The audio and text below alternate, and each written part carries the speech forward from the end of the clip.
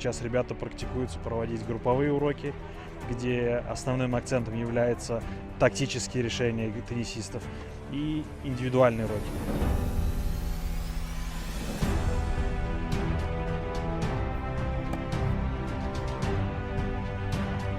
Я узнала очень много информации, и я уже уверена, что мы пройдем этот экзамен. از گذراندن همین کورسامون چند قدم به پیش میرویم.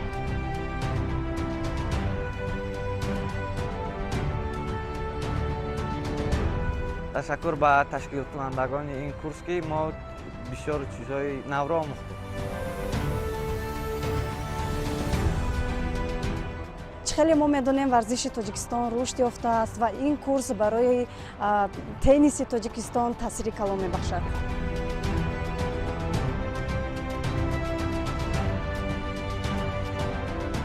Курс проходит очень интересно, продуктивно, здорово. Рад такой возможности здесь находиться.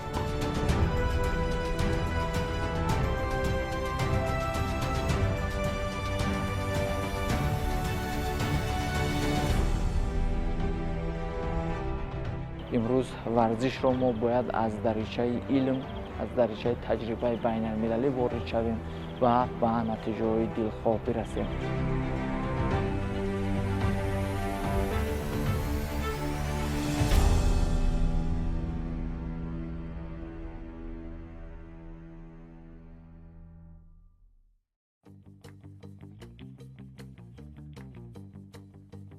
طبق قبلا طریق برنامه نیکوس اطلاع داده بودیم با تشبث مؤسسه دولتی مرکز تکمیل اختصاص کارمندان ساحه تربیت جسمانی و ورزش در شهر دوشنبه کورس بین المللی تکمیل اختصاص برای مربیان تنیس راه اندازی گردیده بود که در آن 3 مربی وطنی و 3 متخصص خارجی به آموزش جلب شده بودند. برنامه کورس از 14 روز آموزشی عبارت بوده. در مجموع 126 ساعت اکادمی را روبرو و قسم علاوگی آنلاینی را در بر می گرفت. طبق جدول رسمی فدراسیون جهانی تنیس آموزش مذکور از مشغولیت‌های نظروی در تالار لکسیونی و مشق‌های عملی در کورت‌های تنیس عبارت بود. ایگور شلیاکن متخصص مسئول فدراسیون جهانی تنیس اوید به رشد تنیس در آسیای جنوبی و مرکزی از کشور ازبکستان تجربه و کسبیت داشته‌اش را به مربیان آموزانید.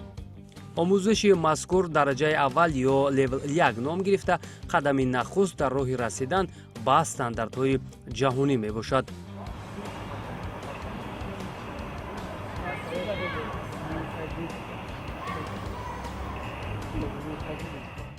آخرین مرتبه در کشور ما طبق بعضی معلومات ها سال 2006 دایر شده است. البته ما این مسئله ها را به نوبت گرفته جهت رشد دانش‌های کسبی مربیان در سمت ورزش تنیس کوشش کردیم که همین کورس دایر کنیم و سطح دانش بالا بریم. سطح دانش بالا رفت، مربی متخصص خوب شد، ورزشکاری سطح عالی می‌سازد. البته ما فکر میکنیم که ما به هدف و نقشه‌مون آهسته میرسیم. این کورسی که ما دایر کردیم از منفعت خالی نبود، چون که دوام 14 روزه که اینجا درس چی در شکل نظریوی چی در شکل عملی دایر گردید. ما فکر میکنم که حتما نتیجه دلخواه میتید و اون هدف و مقصدهایی که ما در پیش گذاشتیم به اون خواهیم رسید.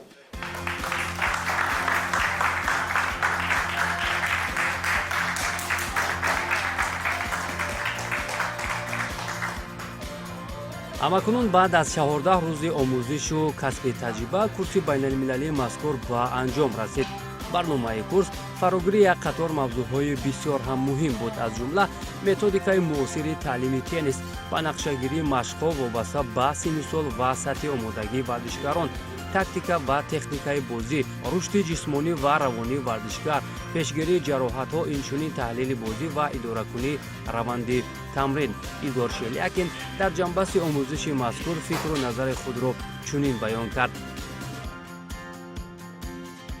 Мне очень нравится Душанбе, я сюда приезжаю не первый раз, и с самого первого раза это была такая любовь с первого взгляда, зеленые улицы, широкие аллеи, проспекты, и это прям захватывает, то есть мне очень нравится. Это был насыщенные 2 недели, особенно для участников. было, опять же, как я сказал, был большой объем информации, который нужно было с ними поделиться. Видно было, насколько сознание тренеров начало меняться на протяжении этих 2 недель. То есть то, как мы начинали, и то, как мы закончили. То есть это абсолютно две разных личности, да, 2 разных специалиста. И я надеюсь, что те навыки, которым они уже начали обучаться, то есть они продолжат их совершенствовать в реальной своей жизни, в практической, да. Если они это будут делать, то уже в недалеком будущем мы уже увидим результат от проделанной работы. То есть мы увидим больше детей, которые будут приходить заниматься теннисом, потому что занятия будут интереснее, да, детям будет охотнее приходить, держать ракетку. Вот. Ну и, соответственно, все мы хотим, чтобы был результат профессиональный, то есть чтобы страна выступала на международной арене. Я думаю, что, опять же, если все будет так, как должно быть, то и результаты себя не заставят ждать. То есть Таджикистан начнет завоевывать победы. طبق ترتیب معین گردیدن نفرانی که در جریان کورس شرکت ورزیدند همچون اشتراکچی صاحب سرتیفیکات گردیدند. اما برنامه مذکور با سیستم بهادهی انجام می‌یابد که سنجش‌های خطی تستی 30 سوال، امتحان‌های سطح بازی، درس گروهی و درس انفرادی را در بر می‌گیرد که بعداً معلوم می‌شود که کدام از اشتراکچیان از امتحان‌ها گذشتند و صاحب سرتیفیکات درجه یکم یا لول 1 گردیدند که این روند بعداً از جانب فدراسیون جهانی تنیس معلوم کرده می‌شود.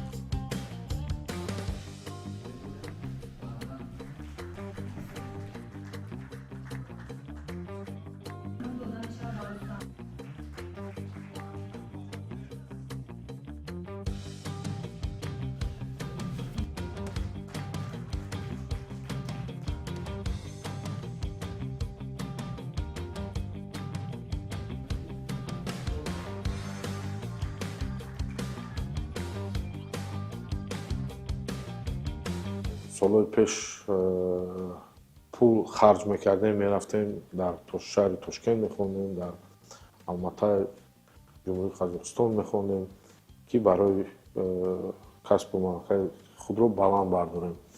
امروز همین شرایط، همین اینفراستراکتور که ما میتوانیم مربی خارجی رو دعوت کنیم که در اینجا درس گذارن و مربیان ما سطح صفت دانش خود رو بلند کنن. 90% درس‌ها عملی بود، 10% دیگرش نظریه‌ای بود. این یک امکانات خوب بود که در درون کورت بسیارتر کار کنند، تمام نازکی‌ها رو آموزن مربیان. این برای مربیان ما یک امکانات خوب بود.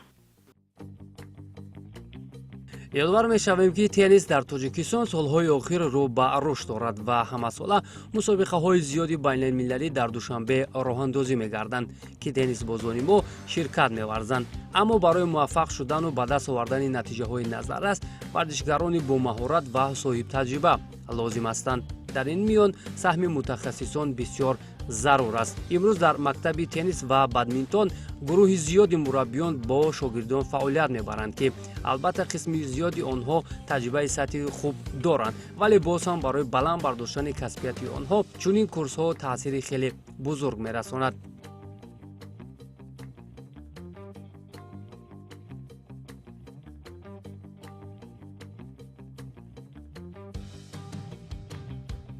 اولین درجه به تشکیل کنندگان این کورس سپاس میگوییم و در این طول 2 هفته که ما درس گذاشتیم ما به حد بسیار چیزای خیلی نو رو یاد گرفتیم و در آینده با همین چیزی که ما یاد گرفتیم با همین تجربه با کودک‌ها درس میدیم و با این میتونیم که تنیس تاجیکستان رو باز هم با زینه‌های بلند رسانیم. و این آخر نیست و در آینده ما نقشه داریم که با کورس لول 2 اشتراک کنیم، لول 3 اشتراک کنیم که در سطح بین‌المللی خود را نشان دهیم.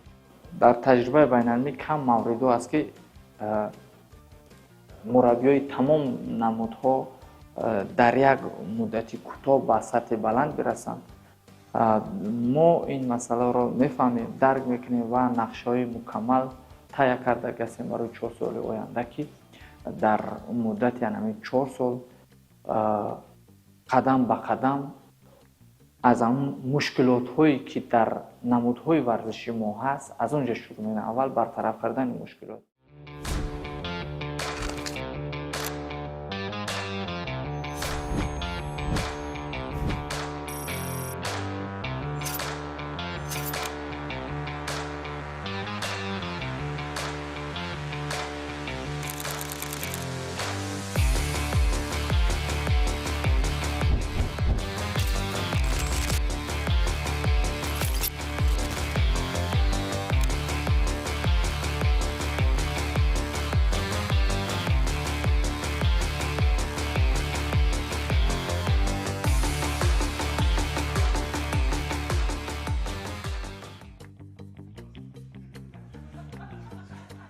дар ҷараёни омӯзиши мазкур дар қатори мураббиён якчанд теннисбозони наврасу ҷавон ки дар мусобиқаҳои сатҳи байналмилалӣ муваффақанд ҳамроҳ гардида аз нуқтаҳои муҳиме ки аз ҷониби мутахассис дарҷ гардид огаҳӣ пайдо карданд ва боз ҳам сатҳи касбӣ ва бозии худро хубтар карданд. мураббиёне ки берун аз пойтахт фаъолият мебаранд курси мазкурро муҳиму саривақтӣ дар фаъолияти корияшон арзёбӣ мекунанд. муддати ин 14 рӯзе ки мо дар ин курси байналмилалӣ барои гирифтани левел 1 иштирок кардем, дар ин курс мо бисёр чизҳои хубро аз худ кардем. мо дарсро ба як натиҷаҳои хуб ҷамъбаст кардем ва кӯшиш мекунем ки дар оянда ҳамин он чизҳое ки мо омӯхтем рафта ба шогирдон аз рӯи ҳамин нақшаву тавсияҳои додашуда тамрин дода ва шогирдонро тайёр карда кӯшиш кунем ки бар мусобиқаҳо рафта ҷойҳои намоёнро ишғол намоянд. ба ташкилкунандагони ин курс мо миннатдории худро мерасонем ва дар ин курс мо ҳам аз ҷиҳати назариявӣ яъне теория мо гузаштем ва дар татбиқ дар амалия мо он чизое ки дар назария омӯхтем дар амалӣ ҳамчун мураббӣ худро нишон додем.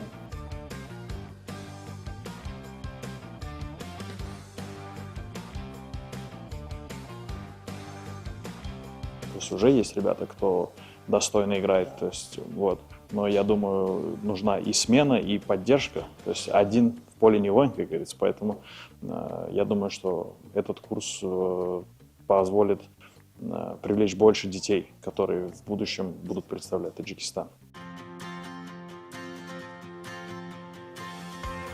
чӣ гуна гуфтем ҳадафи асосии баргузории курс рушди системаи теннис дар ҷумҳурии Тоҷикистон, баланд бардоштани сатҳи тахассусии мураббиён ва мутобиқсозии фаъолияти онҳо ба меъёрҳои байналмилалӣ мебошад. мураббиёни хориҷ ҳам дар раванди курс хеле фаъол буданд. Я из Узбекистана, тренер по теннису. Курс у нас прошел очень классно. Это курс ITF Level 1 для начинающих. Мы 86 часов учились, старались. Думаю, мы получили Level 1. Спасибо Теннис Федерации Таджикистана. И очень классно организовали. Очень все супер. Спасибо. Умедворам ки пас аз ин курсо мураббиёни мо варзишгарони хубро тайёр мекунанд ва ҳамзамон мо таслим гирифтем ки дар оянда ITF Level гузаронем барои мураббиён ки бо сатисфаташон бо баландтар шавад. дар теннис се дараҷа аст, яъне се дараҷаи мураббигӣ, яъне Level 1, Level 2 ва аз ҳама баландаш ин Level 3. барои Level 3 гирифтан мо бояд мураббиёнро сафарбар кунем ба Европа, яъне ё Испания, ё Англия ки рафтан онҷоро хонанд биёянд. дар фарҷом ҳамчун рамзи эҳтиром ва меҳмондории тоҷикона ба мутахассис Игор Шелякин аз ҷониби дастандаркорон ҷомаи зардузиву тоқии чакан ва дигар тӯҳфаҳои хотиравӣ тақдим карда шуд ки ин раванд бори дигар нишонаи меҳмоннавозии миллати тоҷикро таҷассум мекунад.